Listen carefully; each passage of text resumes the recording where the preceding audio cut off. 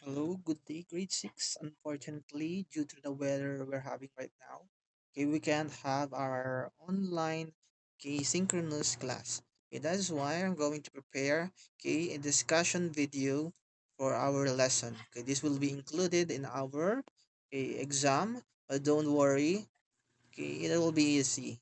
Promise yan. Alright, now, our topic for today would be famous Filipino musical artists during the American colonial period. Okay, tapos na tayo sa mga visual arts ng mga American period natin. Okay, focus naman tayo sa mga Filipino musical artists. Okay, we have at least six Filipino musical artists in the American colonial period.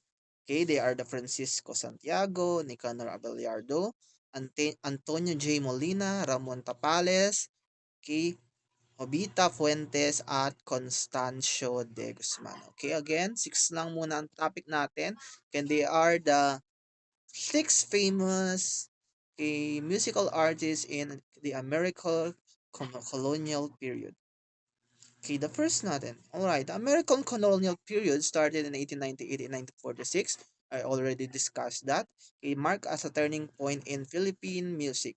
Okay, Western education or kay mga Western influences, okay, such as classical traditions, and nag-inspired na rin siya ng mga new generation of composers such as Kundiman, na-discuss natin yan. Okay, the classical and orchestral music, the opera, film music, and art songs and music education. Alright, the first one natin would be Francisco Santiago. Who is Francisco Santiago? He is a composer, a pianist, and a teacher. He was born in 1899 and died in 1947. He the first Filipino um, doctoral degree with musical composition sa Chicago. Okay, what are the contribution or great contributions of Francisco? Okay, he was associated with UP Conservatory. Okay, they are the ones who are fulfilling the in conserving the musical Filipino. Okay, that's why he was called the father of the Filipino art. Okay, because his focus is elevating kundiman into formal art song genre. What does it mean, sir? Okay, siya yung nag-push to recognize the kundiman as a form of genre. Okay, he's the one, okay, who seeks the formality of that genre of the condiment. All right, he is, like I said kanina, okay, he is the father of the Filipino art song tradition. Okay, because instead of adopting pure Western techniques, okay, he managed to preserve the Filipino musics with a touch of Western na haluan na. Okay, so yun nga yung example nun yung Kung Di Man. Okay, now, the famous works of Francisco Santiago would be Kay Anak ng Dalito, Pakiusap, Madaling Araw Po, Ano Kaya ang Kapalaran? Okay, you can listen to the music of those sa YouTube. You can search it if you are they call this curious. Okay, what are those songs are all about?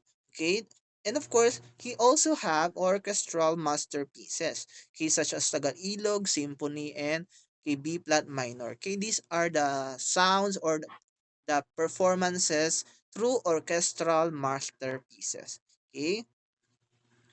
Okay, the second one natin would be Nicanor Abellardo. Okay, now who is Nicanor Abellardo? Okay, Nicanor Abellardo is a composer, pianist, and teacher. Okay, just like Francisco Santiago, he's also a pianist and a teacher. Okay, he was born in Bulacan. He was exceptional talent in composing ang unang buko at only 8 years old. Can you believe that, class? When I was in 8 years old, okay, I was merely playing outside. While Nicanor is already composing his first piece entitled Ang Unang Buko. Okay, he is an alumnus of UP Conservatory katulad ni Francisco. Okay? Pareha silang taga-preserve. okay, ng mga Filipino music natin. He is also widely known as a kundiman master. Okay, why? Okay, that is his specialty. Most of his music form or art form, okay, is kundiman.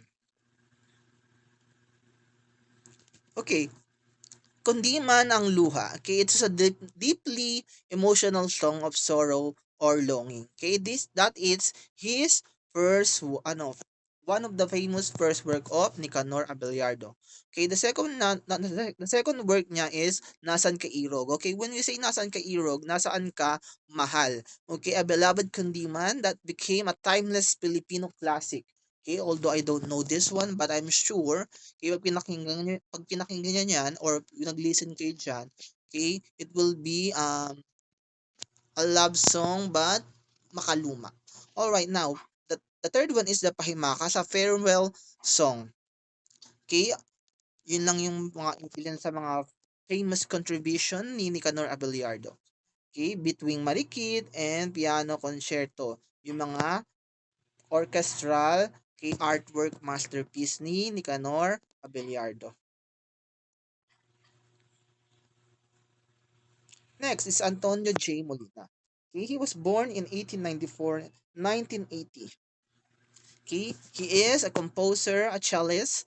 Okay, a cellist is a player of a cello, para siyang violin. Okay, malaking gitara yun. Okay, he's also a teacher and a national artist for museum. He's also born in Quiapo, Manila and studied at UP Conservatory of Music. Okay, as you can see there, okay, most of them are in UP Conservatory. That is why they are famous because they are uh, being recognized as a Conservatory of Music of Filipino. Okay, musical style ni Antonio J. Molina is a blended classical techniques with Filipino like the other two. Okay, nahaluan na nila yung mga music natin with um, Western style music. Okay, few of the notable works niya is The Hating Gabi, kay Malikmata, Ang Batingaw, kay Ang Batingaw is Abel, kay Miss Antoniana, and etc.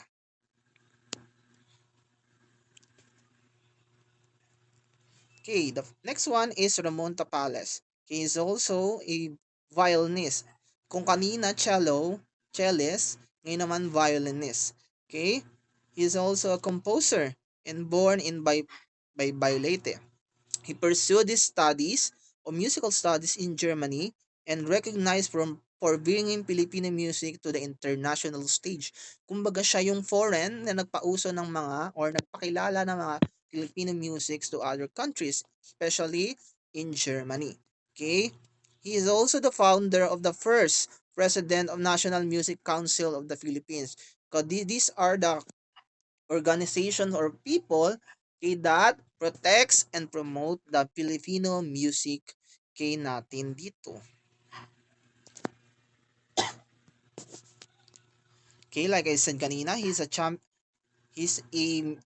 composer. Okay, that is why he is champion music education at elementary pa lang. Okay, he already is exceptional in creating music. That is why okay, he's also a author ng mga book. Okay, sa mga pagkanta, okay, sa mga landmark ng Pilipinas, okay, sa mga pedagogy here in the Philippines.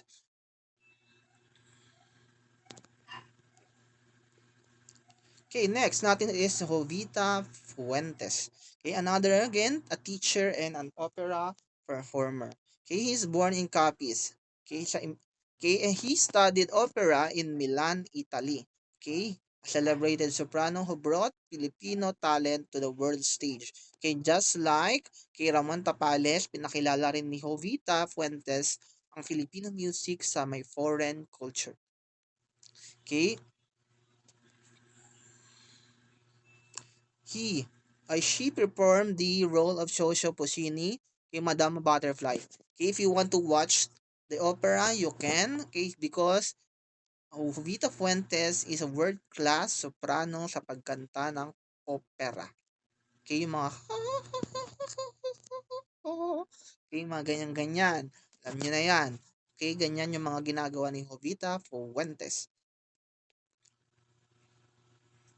Okay, her international success pala, because of that, okay, help prove that Filipino performers could excel on the world stage. Kaya minamaliit tayo dati. Okay, because of that, kina-prove natin that we are not just Filipinos because we are the Filipinos who are great in music.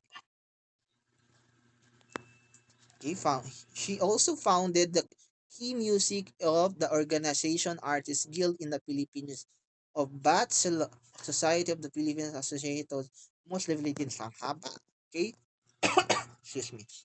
Okay? He is one of the awards honored name of one the most outstanding Filipino women received by the Presidential Medal of Merit of Music.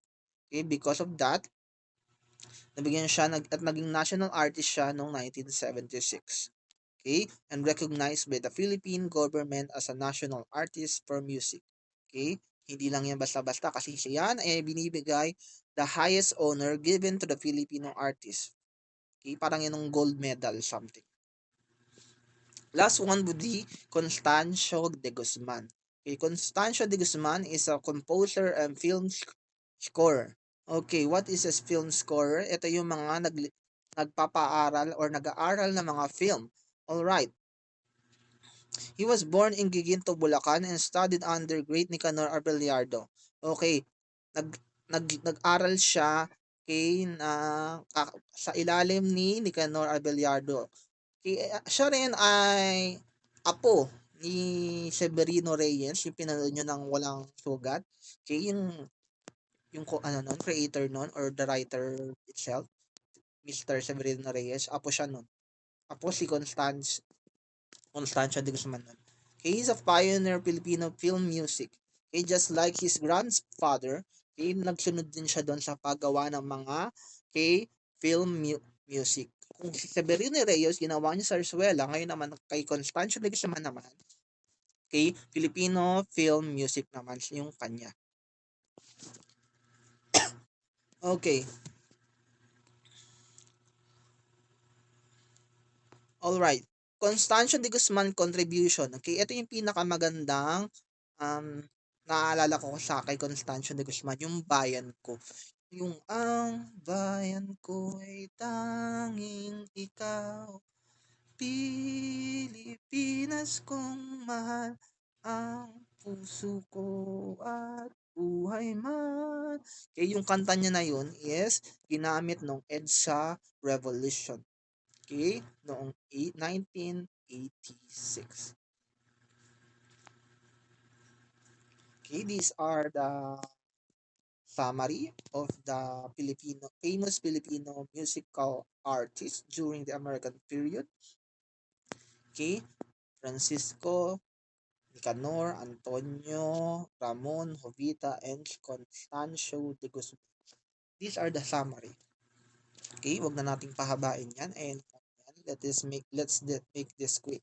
Okay, if you have question, clarification, you can always message me through via Facebook or Messenger. All right. Okay, I think that's it. Okay, thank you for listening, grade 6 students. Goodbye and thank you.